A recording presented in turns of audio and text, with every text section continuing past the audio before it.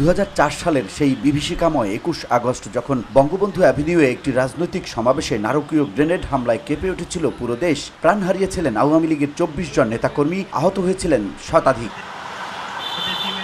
সেই দিনের বিচার প্রক্রিয়া দীর্ঘ সময় পেরিয়ে আজ একটি গুরুত্বপূর্ণ পর্যায়ে এসে পৌঁছেছে। বৃহস্পতিবার সুপ্রিম কোর্টের আপিল বিভাগ মামলার হাইকোর্ট পর্যায়ের রায় বহাল রাখার সিদ্ধান্ত দিয়েছেন। এতে বিএনপির ভারপ্রাপ্ত চেয়ারম্যান তারেক রহমান সহ যাবজ্জীবন ও মৃত্যুদণ্ডপ্রাপ্ত সব আসামি খালাস পেয়েছেন।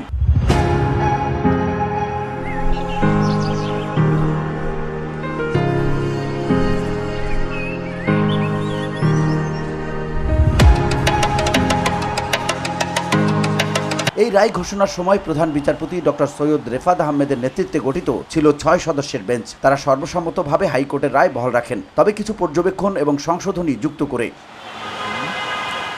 এর আগে 2018 সালে ঢাকার দ্রুত বিচার ট্রাইব্যুনাল 1 মামলার রায় দিয়েছিল। তাতে 19 জনকে মৃত্যুদণ্ড ও আরও 19 জনকে যাবজ্জীবন কারাদণ্ড দেয় বিচারক। আপনার বিচারিক আদালত থেকে হাইকোর্ট ডিভিশনে দীর্ঘদিন পর সেই মামলা থেকে সমস্ত আসামিদেরকে খালাস দেওয়া হয়।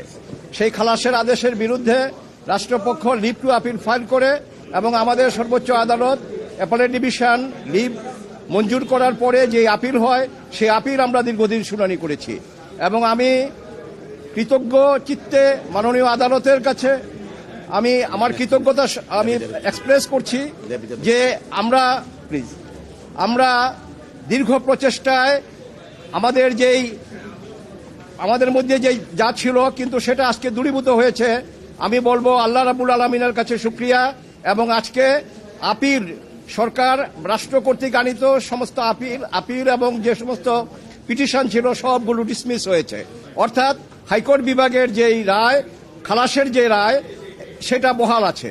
কাজেই আমি বলবো যে আমি গর্ব অনুভব করি আমার সুপ্রিম কোর্ট নিয়ে, আমার হাইকোর্ট বিভাগ এবং আমার অ্যাপেলেট ডিভিশন নিয়ে, যে এখানে ন্যায়ের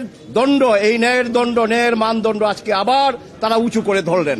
কাজেই বাংলাদেশে বিচার আছে, আইনের বিচার আছে, আইনের শাসন আছে, এটা আবার প্রমাণিত হলো। এই রায়ের পর নিয়ম অনুযায়ী ডেথ রেফারেন্স নামে পরিচিত হাইকোর্ট পর্যায়ের স্বতঃসিদ্ধ যাচাই শুরু হয়। পাশাপাশি আসামিদের করা নিয়মিত ও জেল আপিলও যুক্ত হয় শুনানির সঙ্গে। হাইকোর্ট গত বছরের 1 ডিসেম্বর সেই রায়ে বড় ধরনের পরিবর্তন এনে সব আসামিকে খালাস দেন। বিচারিক আদালতের রায় তারা অবৈধ ও ত্রুটিপূর্ণ বলে ঘোষণা করেন। এই রায়ের বিরুদ্ধে রাষ্ট্রপক্ষ আপিলের অনুমতি চায়। সেই প্রক্রিয়ার মধ্য দিয়ে 6 দিনের শুনানি শেষে আজ আপিল বিভাগ চূড়ান্ত রায় ঘোষণা করে।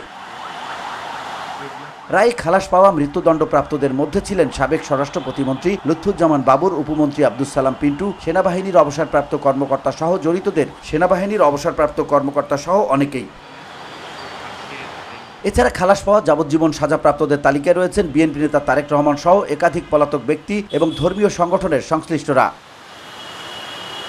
VOD Bangla news desk.